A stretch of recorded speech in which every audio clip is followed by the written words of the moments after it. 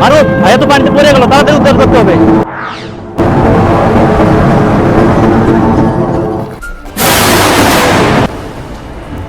ও মারুফ, এদিকে তাড়াতাড়ি হয়েছে ভাইয়া।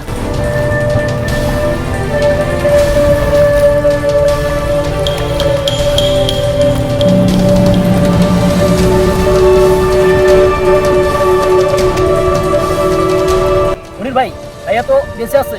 মারুফ, ভাইয়া তো পানি খাইছে, পানি বাইর করতে হবে।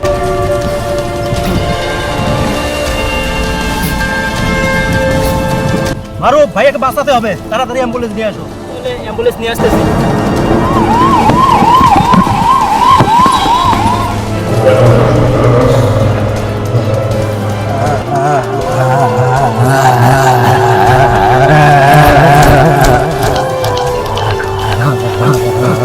মনির ভাই, ভাইয়াকে হাসপাতালে নিয়ে যাওয়ার পরেও ভালো হলো না। আর এই দুনিয়াতে আমাদের ভাইয়া ছাড়া আর কেউ নেই।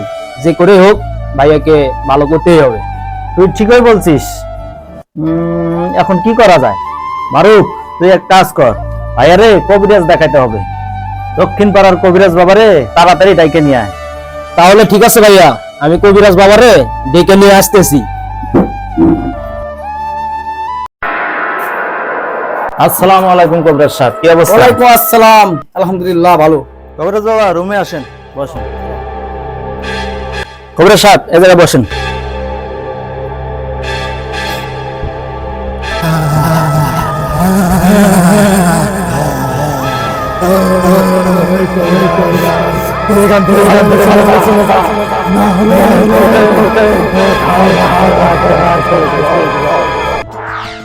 হেই, একটু শক্ত করে ধর, এর অবস্থা আমি দেখতেছি।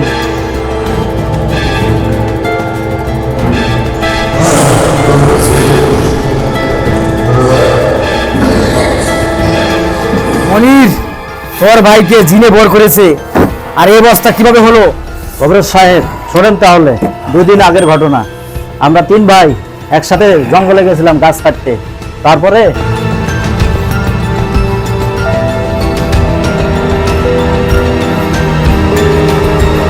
দাঁড়া, আমি একটু প্রসাব করে নিই।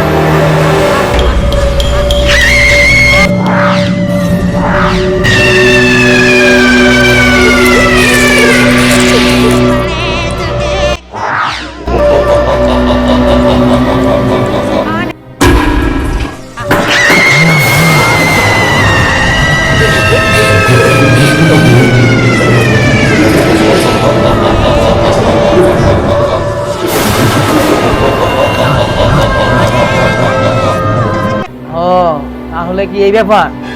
হ্যাঁ কবিরাজ সাহেব, তারপর থেকে আমার ভাইয়ের এই অবস্থা। আর ডাক্তারের কাছে নিয়েছিলাম, কাজ হয়নি। হ্যাঁ, বুঝতে পারছি।